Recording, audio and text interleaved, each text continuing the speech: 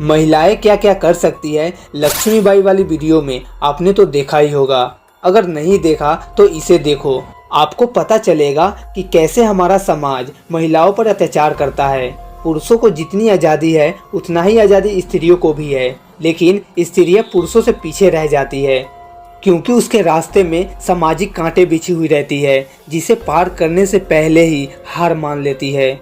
या जिसको खुद पे भरोसा रहता है कुछ कर दिखाने का, तो उस कांटों के दर्द को सहते हुए अपने लक्ष्य तक पहुंचती है और इस दुनिया को दिखा देती है कि स्त्रियां भी किसी से कम नहीं। इसका एक एग्जाम्पल झांसी की रानी लक्ष्मीबाई है। पुरुषों के पास सारे सुविधाएं होने के बावजूद भी अपने लक्ष्य तक सही से नहीं पहुंच पाते। आजकल शहर से ज़्यादा गांव समाज में स्त्रियां स्वतंत्र नहीं हैं। ये बातें मैं इसलिए कह रहा हूँ क्योंकि मैं खुद एक छोटे विलेज से बिलोंग करता हूँ, तो ये सारे अत्याचार मैंने अपनी आंखों से देखा है और ये अभी भी चलता ही आ रहा है।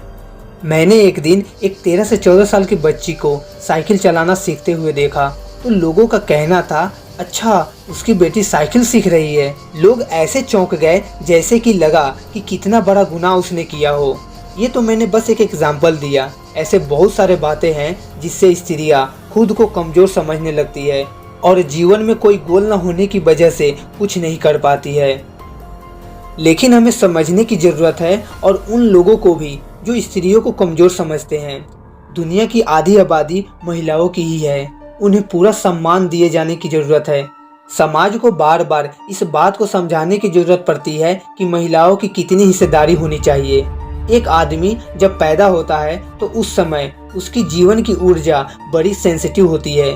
ऐसे में उसे एक स्त्री ही संभालती है और वो है उसकी माँ। जब तक वह इतना बड़ा नहीं हो जाता कि बाहर के संसार में अपना दोस्त बना सके, तब तक उसके साथ एक स्त्री ही खेलती है और वो है उसकी बहन।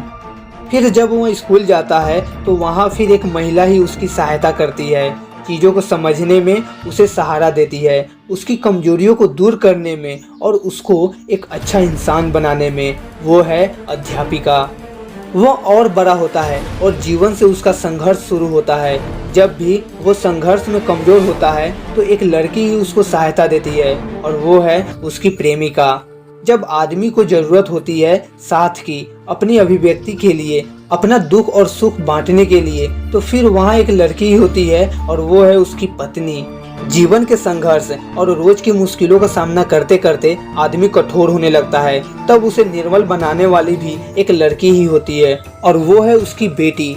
जब आदमी की जीवन यात्रा खत्म होती है तब फिर उसका अंतिम मिलन एक स्त्री से ही होती है और वो है मातृभूमि।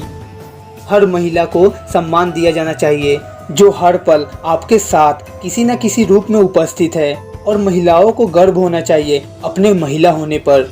अगर आप भी एक महिला है तो आपको खुद पे गर्व होना चाहिए और एक मजबूत इरादों के साथ एक लक्ष्य बनाइए और उसे रियलिटी में कन्वर्ट करने के लिए खूब मेहनत कीजिए।